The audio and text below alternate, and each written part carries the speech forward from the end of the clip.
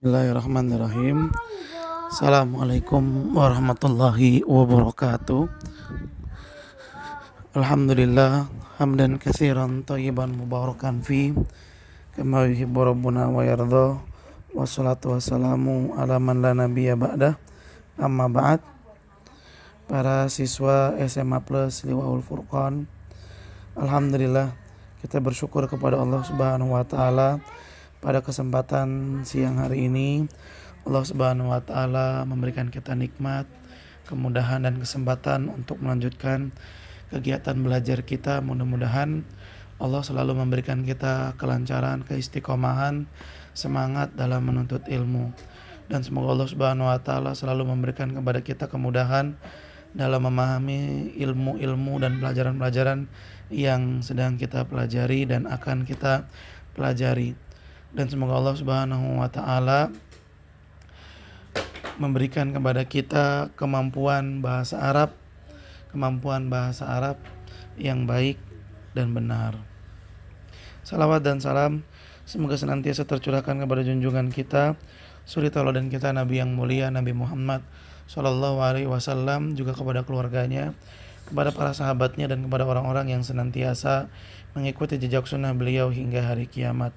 Allahumma la sahla illa ma ja'altahu sahla wa anta taj'alul hazana idza syi'ta sahla. Rabbi shrah li sadri wa yassir li amri wahlul 'uqdatam min lisani yafqahu qawli. Rabbana zidna ilman warzuqna fahman. Para siswa SMA Plus Liwaul Furqan, hari ini kita akan lanjutkan pembelajaran bahasa Arab kita yang sudah sampai di bab al-ismul mu'tallul akhiru. Isim mu'tal akhir, artinya isim yang memiliki huruf illah pada akhir hurufnya. Apa itu huruf illah? Huruf illah ada 3, yaitu huruf alif, huruf wawu, dan huruf ya. Nah, kalau di pertemuan kemarin kita membahas fi'il mudhari yang diakhiri dengan huruf illah. Nah, di sini kita akan belajar isim yang diakhiri dengan huruf illah. Isim yang diakhiri dengan huruf illah. Kita baca ke al-amthilah dulu. Al-amthilatu. Najal fata minal ghoroki. Do atil aso. Nalanil adha. Syamita biyal ida. Najaitul fata minal goroki. Ini di barisan sebelahnya. Adoktul aso. Mana'tul adha. La tushmit biyal ida. Yang di bawahnya raditu anil fata. Ittaqatu alal asa. Salimtu minal adha. Intasartu alal ida. Silakan antum baca ulang-ulang kalimat-kalimat yang ada pada contoh. Ya, kita lanjut ke terjemahan. Najal fata minal ghoroki. Seorang pemuda selamat dari tenggelam. Doatil aso. Tongkat doat hilang. Nalanil adha. Aku terkena gangguan. Syamita biya ida. Ida itu permusuhan, syamitabiyah senang dengan kesengsaraanku. Permusuhan ya menjadikanku sengsara. Najaitul fata, aku menyelamatkan seorang pemuda minal gharaqi, dari tenggelam. Adha'tu, aku menghilangkan al-asa, tongkat. Mana'tul adza, aku mencegah gangguan. La tushmit biyal ida, jangan senang dengan kesengsaraan atas permusuhanku. Raditu anil fata, aku memaafkan seorang pemuda. Ittaqatu alal aso, saya bersandar bertopang kepada tongkat. Salim tu minal aza, aku selamat dari gangguan. Intasor tu alal ida, aku menang atas permusuhan. Itu dia terjemahan dari kalimat-kalimat yang ada pada contoh. Baik, yang antum harus perhatikan adalah isim yang mu'tal. Mana saja isim yang mu'tal? Di nomor pertama itu ada fata, baik nomor di sebelah kiri, sebelah kanan, atau yang di bawah. Kemudian yang kedua al-aso. Aso artinya tongkat, itu isim mu'tal akhir. Lalu nomor 3 ada al-adha, itu juga isim mu'tal akhir. Kemudian yang nomor 4 al-ida, itu juga isim mu'tal akhir. Nomor 1 fata, 2 asa, 3 adha, 4 ida. Dan empat-empatnya ini adalah isim mu'tal yang harus kita lihat baik di barisan kiri, barisan kanan, atau di bawah. Baik. Kemudian kita masuk ke al-bahthu, penjelasan. Al-kalimatu, kata-kata. Al-fata wal aso, kata-kata fata, aso, wal adha dan aza, wal ida dan ida. Fil amsilatil mutaqaddimati, pada contoh-contoh yang tadi. Kulluha asma, semuanya berbentuk isim mu'rabah yang bentuknya mu'rab, bukan mabni. Wa fi akhir kulli minha, dan di akhir setiap darinya, di huruf terakhir setiap darinya, alifun sabita, adalah alif yang asli, alif yang tetap. Jadi huruf isim-isim tadi, fata, aso, aza, dan iza, semuanya adalah isim yang mu'tal akhir dengan alif. Hazihil asma, nama-nama atau isim-isim ini, wa masyabah, dan yang semisal dengannya, min kulli ma huwa mu'rabun, di mana semuanya itu juga harus berbentuk mu'rab, akhiruhu alifun lazimah, dan huruf akhirnya adalah lazimah. Tusamma bil asma'il maksurah, dinamakan dengan isim maksurah. Maksudnya bagaimana? Jadi maksudnya begini. Semua isim kata benda yang diakhiri dengan alif sabitah namanya, atau alif lazimah namanya, atau alif asli kalau diterjemahkan, bukan alif tambahan, maka isim itu dalam bahasa Arab, dalam ilmu nahwu disebut dengan isim maksur. Jadi sekali lagi Ustadz ulangi, isim maksur adalah isim yang diakhiri dengan alif lazimah, alif yang asli. Contohnya apa? Fata, aso, adha, ida, terus apa lagi? Mustashfa, contohnya. Ya.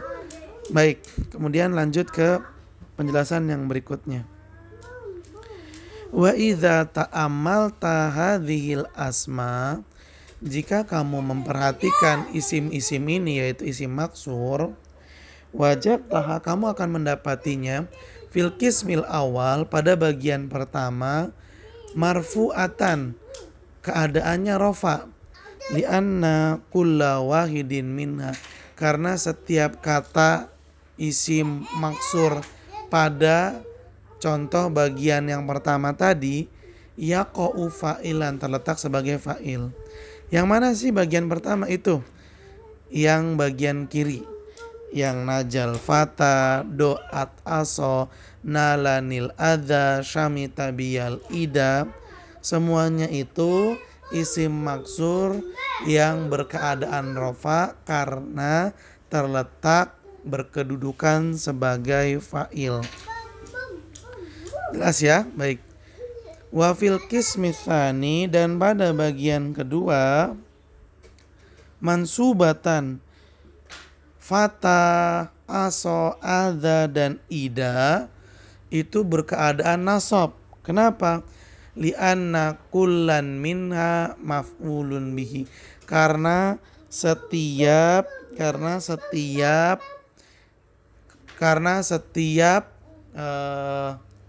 isim maksur yang ada, yaitu fata, aso, aza, dan ida pada bagian kedua dari contoh itu kedudukannya sebagai maf'ulun bihi, makanya berkeadaan nasab. Kita lihat ya, mana sih bagian yang kiri, yaitu najaitul fata, adotul aso, manatul adha, la tushmit biyal ida. Ini yang bagian kiri. Dan yang bagian kiri, kata fata, aso, dan adha serta ida itu keadaannya nasab. Kenapa? Karena berkedudukan sebagai maf'ulun bihi. Baik. Kemudian wafil qismi tsalits, dan pada bagian yang ketiga, majrurah, keadaannya jar. Kenapa keadaannya jar? Biharfin jar, karena didahului oleh huruf jar. Kita lihat bagian ketiga yang mana sih? Ini bagian ketiga tuh yang ada di bawah, yang raditu anil fata, ittaqatu alal aso, salimtu minal aza, dan intasortu alal ida. Ya. Kata fata, aso, adha, dan ida di sini keadaannya majrur, keadaannya jar. Kenapa? Karena didahului oleh huruf jar. Ada an, itu huruf jar, ala huruf jar, min huruf jar. Jadi kata-kata fata, aso, adha, dan ida dibagi menjadi 3 kelompok. Kelompok pertama, bagian atas yang kiri itu keadaan i'rabnya rofa karena kedudukannya fa'il. Kemudian di bagian atas yang kanan, kata fata, aso, adha, dan ida i'rabnya itu mansub karena kedudukannya sebagai maf'ulun bihi. Kemudian bagian yang ketiga itu yang di bawah, kata fata, aso, adha, dan ida i'rabnya majrur. Kenapa? Karena didahului oleh huruf jar. Kemudian kita lanjutkan bacaan pembahasannya. Fama alamatu rafa. Lalu apa tanda rofanya? Dimana kita ketahui bahwa di antara tanda rofa adalah domah. Kalau kita lihat pada bagian pertama di contoh, yaitu bagian paling atas yang kiri, kata fata, aso, adha, dan ida itu nggak kelihatan ada harokat domah yang menandakan kalau dia itu rofa, nggak ada. Ya. Kemudian wan nasab, dan juga nggak ada tanda nasab. Yang mana yang nasab? Yaitu bagian atas yang kiri pada contoh. Kita lihat kata fata, aso, adha, dan ida nggak ada harokat fathahnya. Di huruf akhirnya, di huruf ilahnya nggak ada harokat fathah yang menandakan kalau dia nasab sebagai maf'ulun bihi. Lalu wal jar, kemudian yang jar. Yang mana yang jar? Yaitu kelompok bagian yang paling bawah. Ada fata, aso, adha, dan ida di sini nggak kelihatan kasrohnya yang menandakan kalau dia jar karena didahului oleh huruf jar. Jadi isim maksur ketika rofa domahnya nggak kelihatan, ketika nasab fathahnya nggak kelihatan, begitu pula ketika jar kasrohnya nggak kelihatan. Kenapa bisa begitu? Nah, baik, kita lanjutkan penjelasannya. Nahnu na'lamu, kita tahu, annal alamat asliyah, bahwa tanda aslinya lirofa, tanda aslinya rofa, wa nasab tanda aslinya nasab, wal jar tanda aslinya jar, hiya domah adalah domah, wal fathah dan fathah, wal kasrah dan kasrah. Alamat tanda asliyah asli, tanda aslinya rofa itu dengan domah. Aslinya asalnya kalau ada isim berharokat rofa, tanda aslinya tuh domah. Kalau ada isim i'rabnya mansub, tanda asli nasabnya fathah. Kalau ada isim i'rabnya majrur, tanda asli jarnya kasrah, itu tanda asli. Walakin nana akan tetapi kita di sini lanaro tidak melihat atharan ada tanda lidoma untuk doma awil fathah atau fathah awil kasrah atau kasrah. Kita nggak ngelihat ada harokat doma, fathah dan kasrah pada isim maksur di contoh-contoh yang ada, nggak kelihatan. Fama sababu dzalik, lalu apa sebabnya kok nggak nampak doma, fathah dan kasrah? Apa sebabnya? Asababu sebabnya anna akhir bahwa huruf terakhir kulli kalimat setiap kata min hadhil kalimat dari kata-kata ini yaitu fata, aso, aza dan ida alifun semuanya diakhiri dengan alif. Wal alif dan alif ya ta'adzar tahrikuha nggak bisa dikasih harokat. Nah ini sebabnya kenapa pada kata aso, fata, ida, aza kok nggak nampak harokat doma, fathah dan kasrahnya. Kenapa? Karena kata-kata tadi diakhiri dengan alif. Dan semua kata benda yang diakhiri dengan alif tidak bisa dikasih harokat. Berarti harokatnya selalu tersembunyi. Begitu. Walidzalika baqiyat, oleh karena itu baqiyat sakinatun, huruf alifnya tetap sukun. Wa quddirat 'alaiha dan diperkirakan pada alif tersebut ad-dhammah, ada harokat dhammah jika dia i'rabnya rafa, fi halati rafa, dalam keadaan rafa. Wal fathatu, dan pada alif itu ada harokat fathah, fi halatin nasab, ketika dalam keadaan nasab. Wal kasrah, dan pada alif tersebut diperkirakan ada harokat kasrah, fi halatil jar, ketika dalam keadaan i'rab jar. Jadi kesimpulannya begini ya ikhwan. Setiap kata benda yang diakhiri dengan alif, baik alifnya itu alif tegak atau alif bengkok. Dan bagaimana kita mengetahui kalau itu alif? Gampang. Caranya dengan melihat huruf sebelumnya. Kalau huruf sebelumnya itu fathah berarti dia itu alif, baik tegak atau yang bengkok. Karena jangan dikira kalau yang bengkok seperti kata aza itu huruf ya. Jangan dikira itu huruf ya. Itu huruf alif. Kenapa? Karena sebelum alif bengkok itu hurufnya berharokat fathah, begitu. Sekali lagi Ustadz ulang. Kata benda yang diakhiri dengan alif, baik alif tegak atau alif bengkok, itu disebut dengan isim maksur. Setiap kata benda yang diakhiri dengan alif baik tegak atau bengkok disebut dengan isim maksur. Dan setiap kata benda yang diakhiri dengan alif itu tidak akan pernah tampak harokat dhammah, kasroh dan fathah pada alif tersebut. Sehingga harokat dhammahnya, fathahnya dan kasrohnya disembunyikan atau diperkirakan ada pada alif. Baik, kita lanjut ke al-qawaid, ke kaidah. Kaidah al-maksuru, maksur itu huwa adalah kullusmin, setiap isim mu'rab, yang mu'rab, berarti bukan yang mabni. Akhiruhu, dan huruf terakhirnya alifun lazimah, adalah alif yang tetap, alif yang asli. Kemudian yang bawahnya tuqaddaru ala akhiril maksur, diperkirakan pada huruf terakhir isim maksur harokat i'rab atsalasa, Diperkirakan pada huruf terakhir isim maksur ada harokat-harokat i'rab yang 3, yaitu fathah, doma, dan kasroh. Baik ya ikhwan, kita lanjut ke tamrin fil i'rab. Ya, latihan dalam mengi'rab. Lihat, namudhajun. Contoh, saqaton nada alal azhar. Artinya an-nada embun, saqata jatuh, alal azhar di atas bunga.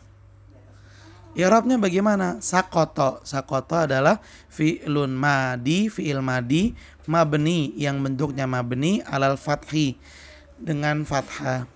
Nada. Nada i'rabnya bagaimana? Fa'ilun marfu adalah fa'il yang keadaannya marfu, bidomah di mana rafanya dengan domah, muqaddarah yang diperkirakan alal alif, ada pada alif. Ini cara mengi'rabkan isim maksur. Ala itu harfu jar mabni ala sukun, huruf jar yang mabni dengan sukun. Ala bukan diakhiri dengan fathah saat. Jadi mabni itu dilihat kepada huruf terakhirnya. Kita lihat huruf terakhirnya ala adalah alif. Alif bengkok, dan alif bengkoknya tidak berbunyi, berarti dia sukun. Makanya ala adalah harfu jar mabni ala sukun. Al-azhar majrurun bi ala adalah isim yang majrur dengan ala, wa alamatu jarrihi, dan tanda jarnya adalah al-kasratu. Baik, kita coba ke soal yang ada. Aribil jumalal atiyah, i'rabkanlah kalimat-kalimat berikut ini. Baik, kita lihat. Baik, Ustadz akan berikan contoh sekali lagi dalam mengi'rab isim maksur. Lihat, al-fawdo mufsidatun lil a'mal, artinya fawdo anarki, mufsidatun itu merusak, lil a'mal merusak amalan-amalan. Baik, i'rabnya al-fawdo mubtadaun marfuun wa alamatu raf'ihi domatun muqaddaratun alal alif. Itu dia i'rabnya fawdo. Mufsidatu khabarun marfuun wa alamatu raf'ihi domatun zahiratun.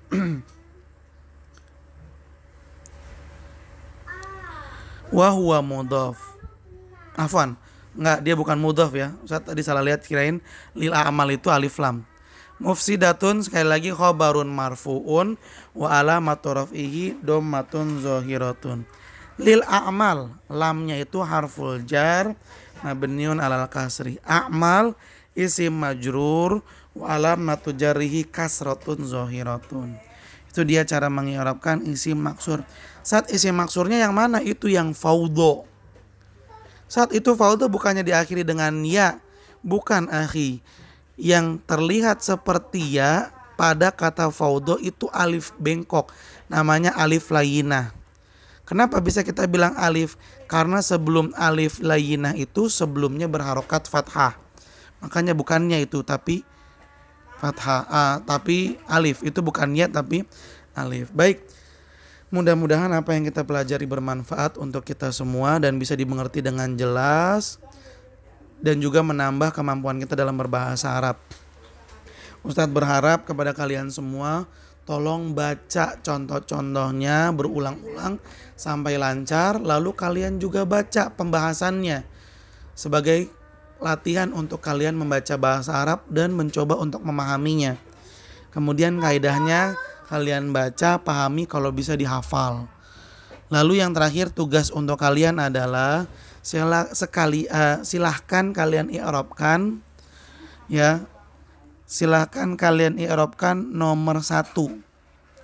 La tatabi al hawa. Itu kalian i'rabkan. La tatabi al hawa. Artinya apa? Jangan mengikuti hawa nafsu. Silakan diirabkan kalimat ini di Google Classroom. Baik, mungkin ini yang bisa kita pelajari Mudah-mudahan bermanfaat. Terima kasih banyak atas perhatiannya. Mohon maaf apabila ada kekurangan dan kesalahan. Mari kita akhiri dengan membaca doa kafaratul majlis. Subhanakallahumma wa bihamdika asyhadu an la ilaha illa anta astaghfiruka wa atubu ilaik. Billahi taufiq wal hidayah. Assalamualaikum warahmatullahi wabarakatuh.